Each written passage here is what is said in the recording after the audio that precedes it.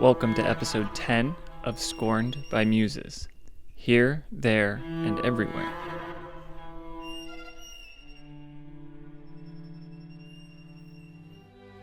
In the fall of 2024, we got an email from the Storage Museum in Düsseldorf. They said they wanted to include some episodes of Scorned by Muses in a show titled Here, There, and Everywhere, Art and Experimental Broadcasting. The show opened on December 5th. We weren't able to make the opening, but we were able to convince the museum to fly us out to see the show and to make this episode about it. We flew through Dublin, which was miserable. I strongly recommend not flying Aer Lingus if you can help it. We arrived in Düsseldorf around 10 a.m. local time after having spent the night on an airplane with little to no sleep.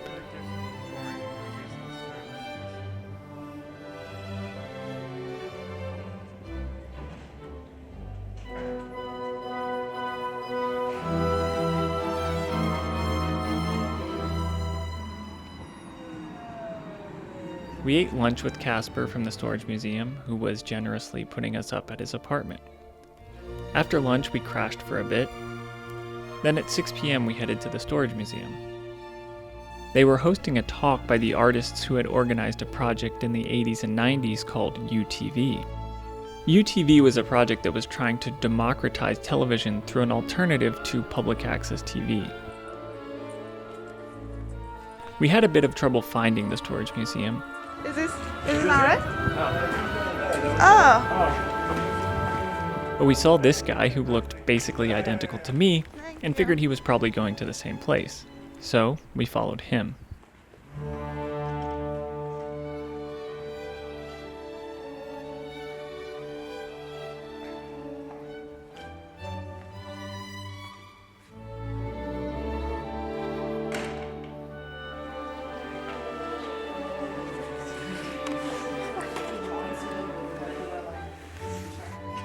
Unfortunately, the talk was in German, and we don't speak German. So we politely sat there for 2 hours staring at these old men babble on.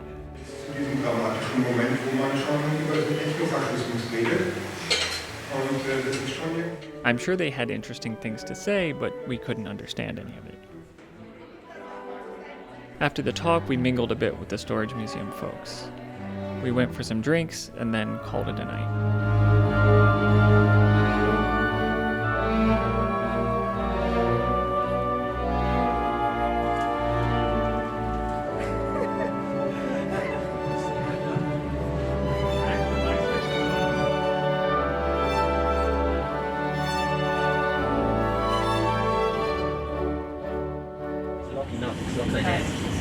Es muss ein eigener Wissenschaftler.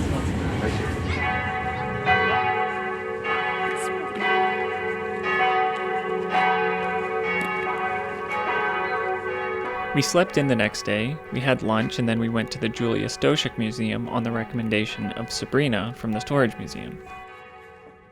Wikipedia describes Julia Stoschek as a German socialite and art collector. She's the daughter of the billionaire chairman of a German automotive components manufacturer. In 2007, she opened this museum dedicated primarily to film and video work.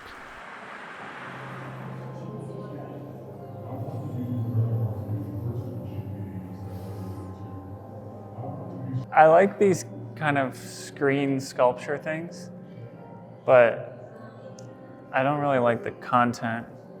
It's more just Instagram feed, Instagram scroll aesthetic, which I already get more than enough of. It's the fact that you have to be physically confronted with it, maybe is something like if it forces you to feel it or reckon with it in a more immediate, sensuous way, but I don't like it. Also, the problem with video, curating video, that's her, I think, Martine. But the problem with curating video in an exhibition like this is you get all this noise bleed across different videos. It makes it kind of disorienting and hard to figure out what's going on. It seems like one precondition for video art and one thing that distinguishes it from film is that it's boring, right? Like all video art is kind of boring. It inherently tests your patience. Is this the art? Or are we just waiting for the art to start? It's like a blank Stan Brakhage thing. John Cage, 4 minutes and 11 seconds. Or is this the intermission? I can't tell. I feel like I should start meditating.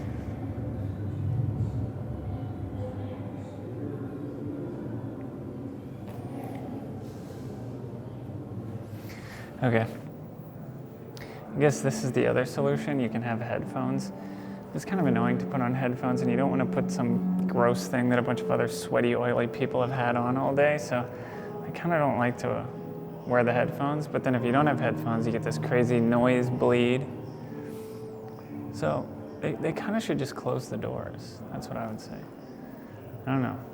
We'll see what Tobias has to say about video curation and the problems encountered therein. If your film is going to be this boring, it should be either like, it should be filmed and presented in a way such that I mean, this is kind of gross. Is that person being fisted?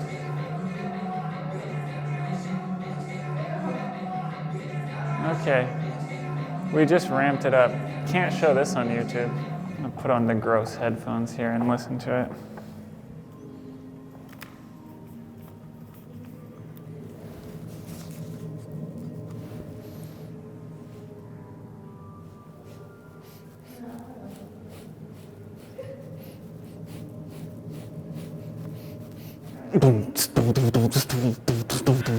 So we see picture and no audio. This first one, I guessed it, right? I mean, it's pretty easy to guess that this was just going to be techno, kind of like distorted techno bass.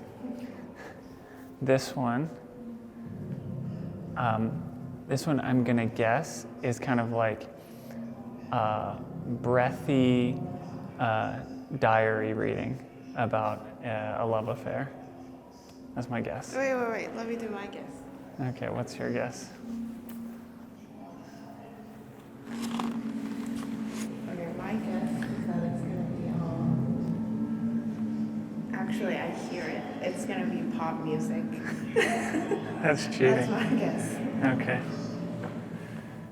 I mean, I guess the question would be, if these are all the same artist, then that would have been more of a giveaway. So, let's see.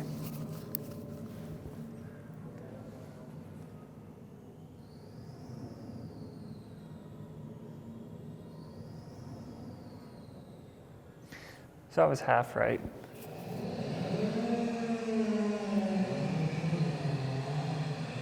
Is it pop music?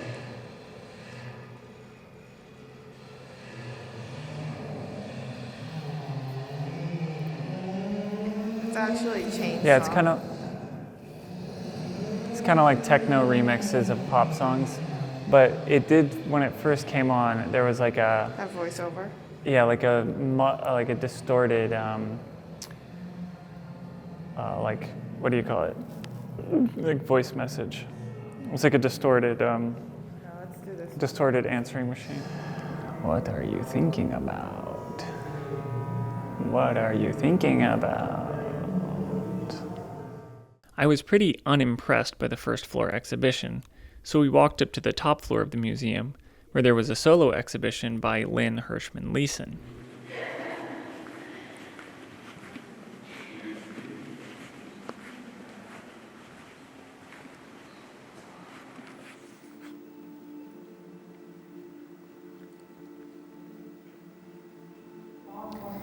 It's interesting how this, and even the talk that we went to last night with the UTV guys, there was a real optimism in the 80s and 90s about computers and the future and technology and what that was going to mean for humanity, and that we would be able to experience these new digital worlds and we would have all this new kind of freedom and stuff. But then when you look at like the Martin Sims video sculptures that we saw downstairs, It's just a portrait of total dystopia. So there's just a really interesting generational difference between the way boomers like Hirschman and the UTV guys are taking up this technology versus the way that Martine Sims or the millennial contemporary artists are, because there's just a deep like nihilism and pessimism about it all. Whereas this is like really optimistic actually.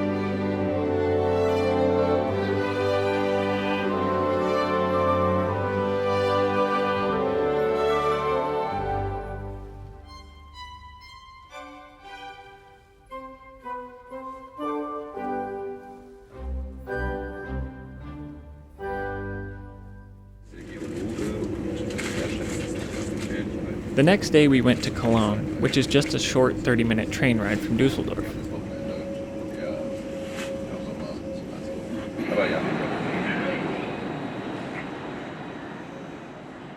We saw the cathedral, which was impressive in its sheer enormity.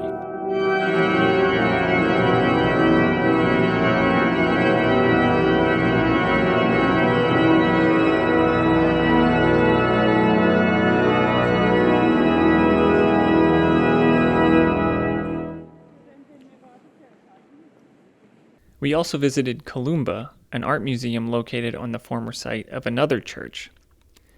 There was some interesting art, but we got yelled at for using the camera, so we can't show you any of it. A bit later, we went to Cherry Hill Gallery, where Anna Rubin, whose show at Maxwell Graham Gallery we reviewed in episode 1, was exhibiting some work. Victor, who runs the space, had just come back from Berlin and came by to open the gallery for us. Hello. Hi. How's it going? Taylor. I'm Victor. Nice to meet you. How you doing? This is Hi, Steph. Stephanie. Hey. Nice to meet you. How did you come to know Anna? Actually, Instagram. Instagram. Oh, okay.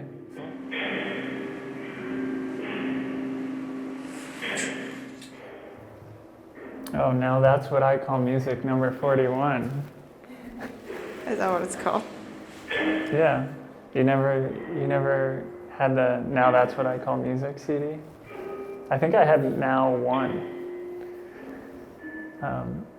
And Blink-182's All the Small Things was on it. The CD is definitely nostalgic, but I was wondering when Now 41 came out. Anna had to have been in like college or something when Now 41 came out. Are you ready for Now? 17 of today's hottest superstars in one all-new Power Pack collection.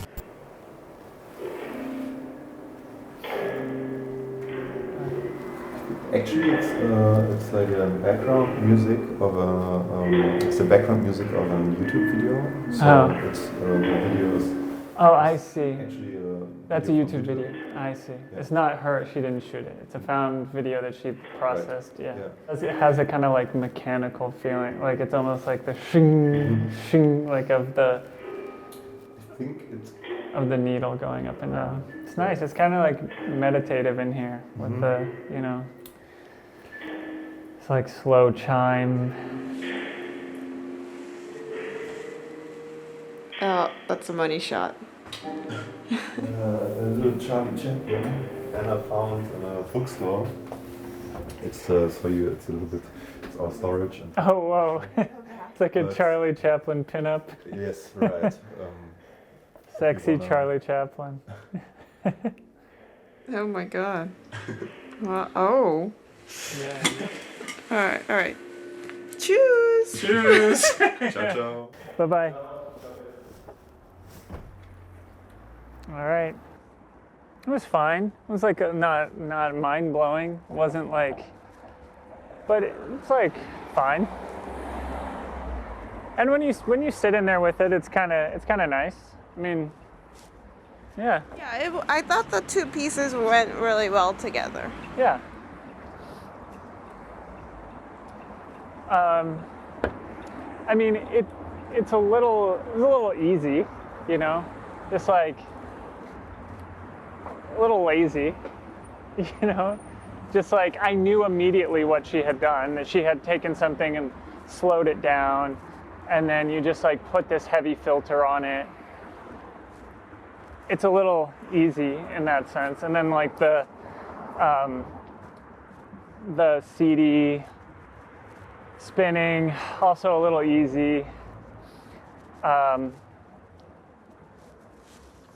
You're letting the CD do a lot of work for you too with the now. That's what I call music. But I mean, I thought it was fine. You know, I give it like 3 stars. To use the Tadel method, I'll give it 3 stars out of 5.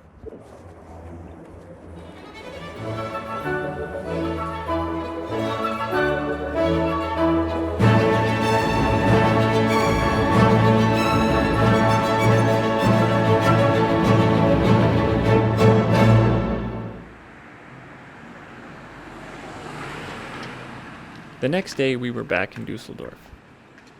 After the UTV talk a couple of nights before, we met a new friend named Franka, who works at Max Meyer Gallery. She told us to stop by the gallery, so we did. We caught them a bit off guard, but Max seemed excited to talk to us anyway. So, take 1. The heating I see. broke down this morning, and they need to They're work gonna on go do that. the. That's fine. Entschuldigung, Sie sind ja hier für die Heizung hoffentlich, oder? Super. Lüftung, Heizung. Müssen Sie nach oben an die eigentliche Heizung ran? Ja. Ich weiß, ich erkenne Sie, ich glaube, Sie beiden waren. I sometimes get it that a lot of, that people think of conceptual art and painting as two distinguished genres, and I disagree. I think that when people think of conceptual art, they think of stuff that's like, it's purely an idea, right? Whereas these, like, if you actually knew nothing about Klaus's work, you could come in here and have an aesthetic experience with these paintings. Absolutely. And that there is like sort of a rewarding, sensuous thing happening here. Absolutely. That could be totally independent of you knowing anything about his career, anything about his prior work. Absolutely. Knowing what you just told me, like, allows me to have a deeper engagement with the work. Yes. But I think that there's a lot of conceptual work that offers very little in the way of immediate aesthetic experience or immediate sensuous. So I think that's the kind of schism that a lot of people would point to. Let me make a very a silly attempt to kind of defining what good art is. But sure, but like for me, a successful work and maybe a successful artistic practice really needs to include those two levels. It needs to be in the work, not knowing anything about it. Needs to be in the object, but then you learn more about the object, you learn more about the practice, and then you contextualize that first impression. My immediate association with these, or this in particular, the more black on black ones, was Ad Reinhardt. Yes. It's like the immediate thing that comes to mind. I guess you could think of Reinhardt as the end of modernism. It's like absolute. The last painting anyone can make. The last painting. How beautiful, how beautiful to even think that. Yeah. Maybe actually we go to this larger one. This is actually a good example. Especially this work, I would feel that the term like entropy is very relevant to a painting like this, in comparison to Reinhardt, where there's so much rationality and the grid and this and how can I say, an idea of time and space that is, I don't want to call it objective, but it's a very clear and rational system that is presented to you as the viewer that you then need to slow down in order to get. This is a painting and this is an artistic practice that also shows you that most of the part like you will never get because it's overpainted. It hides itself from you. It presents its own history in a very, very almost eccentric way, I guess. Well, yeah, when you said entropy, I was thinking like there are lots of decisions being made here, which can't be unmade. Absolutely. Right? Yes, It's absolutely. like the metaphor of the sandbox. Yes. Right, where you have half white sand and half black sand, and you walk in a spiral, and then you mix up the sand. You mix up the sand, but if you walk backwards, the sand isn't going to go back. Yeah. Exactly. of course, I believe in the work so much, so I think about it in relationship to the current moment. I'm not saying that, that this represents anything outside of itself, but I really believe that this is such a great work that by looking at it, trying to understanding it, trying to digesting it even, you can think about it almost as a structural metaphor to a certain too muchness, a certain challenge that I guess we're all experiencing right now. Yeah. But it does that by only showing itself. And that's something that I don't know, I learned from it personally. Yeah. It's interesting to think about this in the too muchness in comparison. I mean, we've been seeing a lot of art these past few days around Düsseldorf, and we went to the Julia Stoschek Museum. Yes, of course. And they have a bunch of video art there, and there is like a certain tendency, especially with these younger video artists, of like just leaning into the too muchness. Yes. Where it's just like this onslaught of images that just feels like how fast can you cut speed? Or just like it's someone's curating an Instagram feed for me or something like that. Yes. Which I was like, I already have an Instagram feed. Yes. What I mean, it's also a very good example in exhibition. What does it tell you that you don't know already? Exactly. It's also a very good example of how a painting or how a work in general, can exceed even the control of an artist. It's important for me to stress that I don't mean what I just said is that Klaus starts this painting by thinking about, okay, like what is the political moment in Germany, and I'm overwhelmed as an artist and I try to give this a form. Yeah. This is absolutely not true. This is not how I meant it. No, but I think well, go ahead. I don't want to interrupt. No, please, you go. Well, I mean, that's something I think about all the time too, that, the artist can do nothing really but objectify society. Yes. Like, society speaks through the artist. Yes, of course. And I think people sort of like, there's a tendency for certain artists to mystify this into like the muse or God or some other thing which is reaching through them.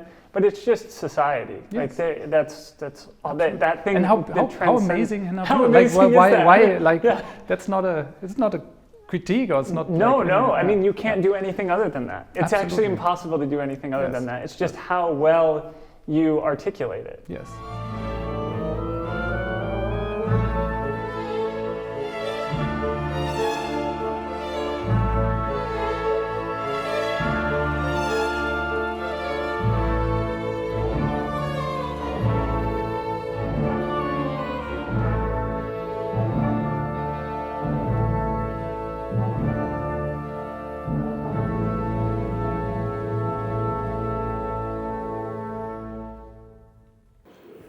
This might be hard because everything's in German. Oh, MTV. Oh, this is the Dara Birnbaum.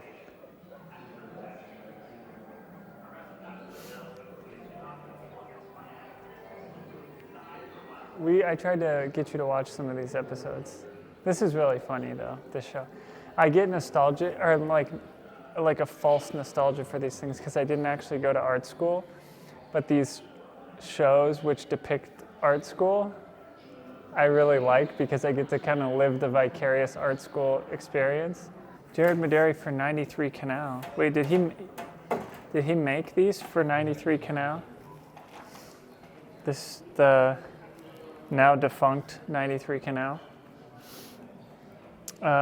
These headphones are set to mono. I wonder if that's on purpose.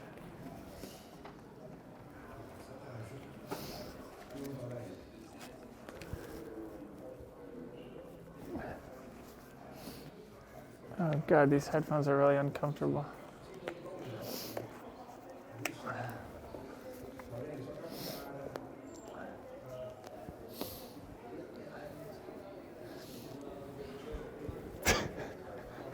I don't know how to do this. Okay, this is too, I can't do it. Because it's like pulling my one ear. It's just really annoying. I'm not going to do it. I feel like Europeans use the term film really liberally. Like anything, like right now we're making a film in European terms, but in America I would just call this a video. Yeah, like film has more weight. Yeah, a film is a higher achievement than a video. And then we come to this shit.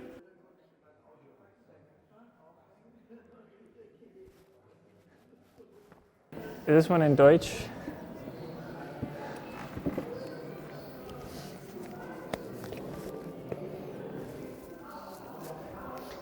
All of these headphones are pretty uncomfortable, actually.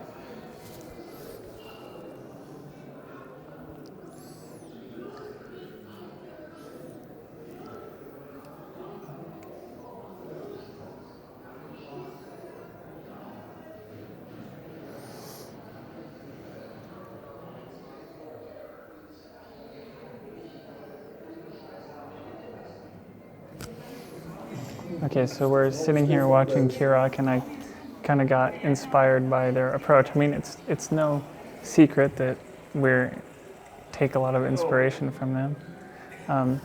But anyway, we're kind of like hiding over here as we're watching KIRAC because the people at the Storage Museum, they invited a bunch of people from the Kunstverein or something like that, which is some kind of like art museum thing here in Düsseldorf. Institution. Some institution. And I think they're going to give a tour. But they told us to come by because these people were coming by and they wanted us to meet them. But we didn't know it was a talk. But yeah, we didn't know it was this whole big like talk thing. And I mean, they're kind of over there. I assume they're talking in German. And then Tobias came over and he was like, there's a lot of middle-aged people. Like, I don't know if you want to film. And so now we're just kind of like, I'm feeling a little awkward. Just sitting over here. I feel uncomfortable. Unlike KIRAC, I don't actually enjoy imposition. I don't actually enjoy imposing on people.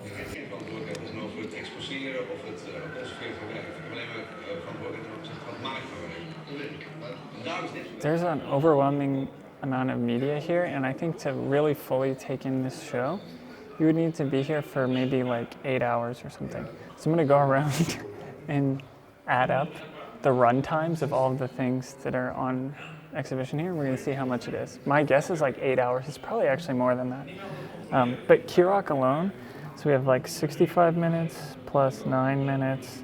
I'm gonna round up to the nearest minute, plus 21 minutes, plus 45 minutes, plus 36 minutes, plus 27 minutes.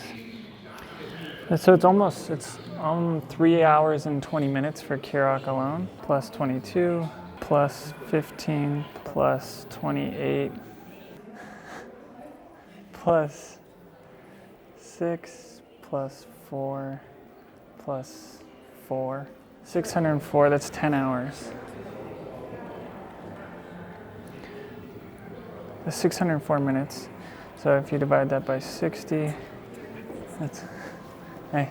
Citarella's vision and all of these kind of like, I mean, it's a little bit the ethos of this whole show to some extent, is this idea of like systems of distribution and like new networks. We need new models, like the podcast new models, but it just totally misrecognizes what the actual problem is.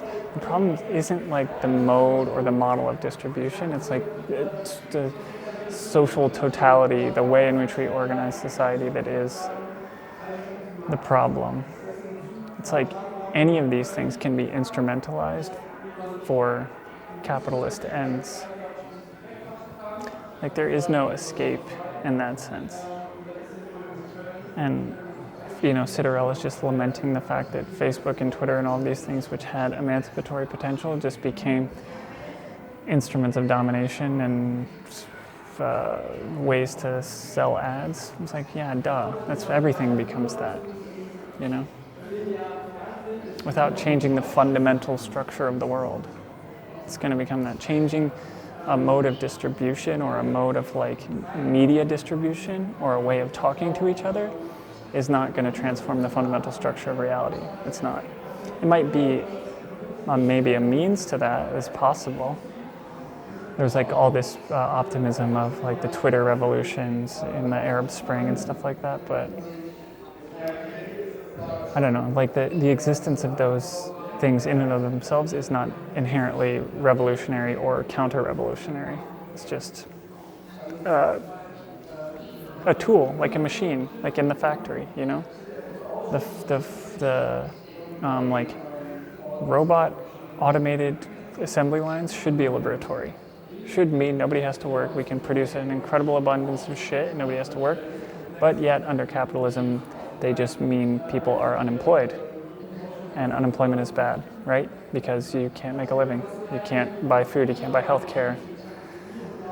So these things are all contradictory under capitalism. And that seems to sort of evade people like Citarella or new models. Yeah, I did want to talk to these guys about what they think about YouTube and TikTok and stuff. Because that's basically, they were trying to figure out a way to make TV more like TikTok in like the 70s and 80s, before the internet. And then the internet was just like, oh, that's how you do it. The way you do it is you give away all of your personal data for free, and then the service provides a platform to you and sells you ads, and then you make the TV. You are the TV. You are TV. You TV. We are TV. Right now, I am TV. I am TV.